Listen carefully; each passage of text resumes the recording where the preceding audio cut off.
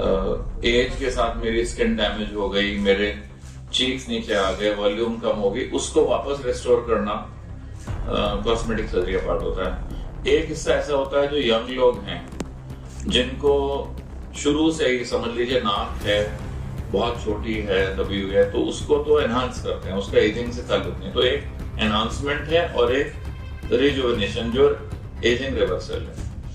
तो यंग लोगों में चिन छोटी है, किसी की चिन को इम्प्रूव कर सकते हैं, शेप, नाक की शेप, नाक कई लोगों की बड़ी होती है, हम्प होता है जैसे वम्प की तरह, उसको ठीक कर सकते हैं।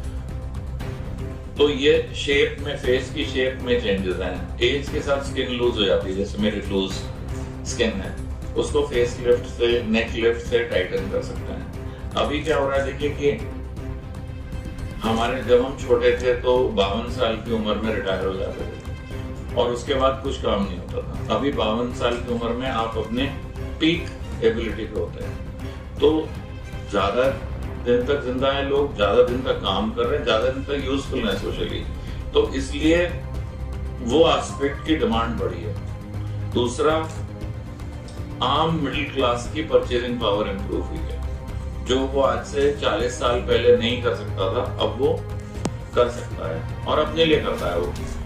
तो इन सब चीजों से कॉस्मेटिक सर्जरी डिमांड बढ़ी। फिर उसके अलावा क्या हो गया, कॉस्मेटिक सर्जरी में यंग लोगों के लिए बहुत कम ऑप्शन है। समझ लीजिए कोई 30 साल के हैं, थोड़ा सा प्रॉब्लम शुरू हुई, आंख के नीचे हॉलो है या थोड़ा, उसके लिए तब शुरू में कुछ नहीं था, सर्जरी कोई कराएगा नहीं। अब नॉन सर्जिकल ऑप्शंस बहुत बढ़ गए हैं, उससे लोअर एज ग्रुप में हेल्प कर सकते हैं। बल्कि देखा गया कि उस एज में अगर सपोर्ट करें फेस को, तो जो एजिंग की वो है स्लो हो जाती है। जैसे बोटॉक्स है, फिलर्स है, लेजर्स हैं, थ्रेड लिफ्ट्स हैं, बहुत सारी ऐसी चीजें जो कि नॉन सर्जिकली या मिनिमल सर्जिकल से आप इम्प्रूव कर सकते हैं और कॉस्ट भी उसकी ज्यादा नहीं, सर्जरी की उससे ज्यादा कॉस्ट है। प्लस यंगर एज में आपको सर्जरी नहीं करनी, तो बहुत सारे ऑप्शंस हो गए हैं जो कि आज से 20-25 साल पहले नहीं थे। तो हम लोग हमारे यहाँ डिपार्टमेंट में पूरी रेंज करते हैं, मतलब हम ट्रॉमा भी करते हैं, बर्न भी करते हैं, कैंसर रिकंस्ट्रक्शन भी करते हैं, माइक्रो सर्जरी भी करते हैं, कॉस्मेटिक सर्जरी भी करते हैं और नॉन सर्जिकल कॉस्मेटिक प्रोसेस। तो फुल रेंज है जो कि प्रोवाइड करते हैं। उसके अलावा अब हमारे यहाँ ट्रेनिंग प्रोग्राम भी है प्लास्टिक सर्जन का, चूंकि एक्सपोजर सारे रेंज में होता है तो आप ट्रेन भी कर सकते हैं। तो टर्शियरी केयर हॉस्पिटल का फायदा ये है कि वहां पे जो भी लेटेस्ट है टेक्नोलॉजी वाइज होता है, क्योंकि अब टेक्नोलॉजी आ रही है। नॉन सर्जिकल टाइटनिंग के लिए टेक्नोलॉजी आ रही है, अल थेरेपी बोलते हैं उसे। नॉन सर्जिकल फैट रिडक्शन के लिए टेक्नोलॉजी है, स्किन टाइटनिंग के लिए और स्कार्स के लिए टेक्नोलॉजी लेजर्स की।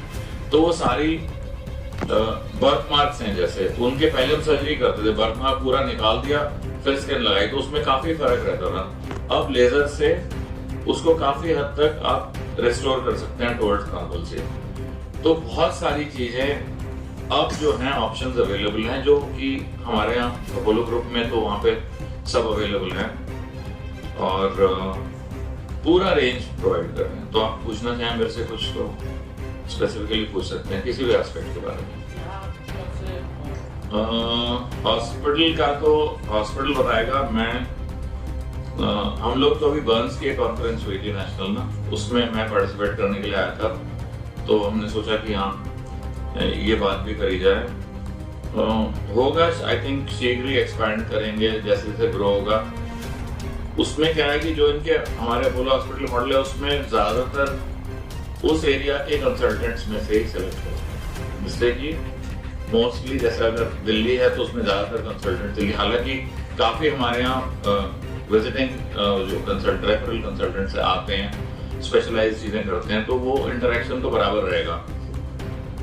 तो आई थिंक उसमें काफी धीरे धीरे चेंज मिलेगा। अब उसका टाइमलाइन मैं नहीं जानता, वो हॉस्पिटल में टेक्निकल चीजें आपको ज्यादा बता सकता हूँ जो मैं करता हूँ। देखिए कैंसर के पेशेंट्स काफी जाते हैं, पूरे इंडिया से जाते हैं क्योंकि स्पेशलाइज्ड ट्रीटमेंट है। तो सबसे पहली चीज तो है कि जल्दी पता चलना चाहिए। ये बीमारी ऐसे जितना जल्दी पता चलता है उतना ही क्योर का चांस अच्छा होता है, और जल्दी होने से ज्यादातर कैंसर सर्जरी से निकल सकते हैं और हम लोग फिर उसको रिकंस्ट्रक्शन से कोशिशें करते हैं कि वो नियर नॉर्मल दिखने में रहे। जैसे ओरल कैंसर है, मेरे हिसाब से रांची में इधर इस पूरे स्टेट में ओरल कैंसर काफी है, तो ओरल कैंसर में चीक का पूरा हिस्सा निकालते हैं, तो हम लोग वापस उसको रिकंस्ट्रक्ट करते हैं। अगर बोन भी जाती है, बोन भी रिकंस्ट्रक्ट उसी टाइम करते हैं। तो उसमें ये चीज जरूरी है कि बहुत अर्ली जाएं।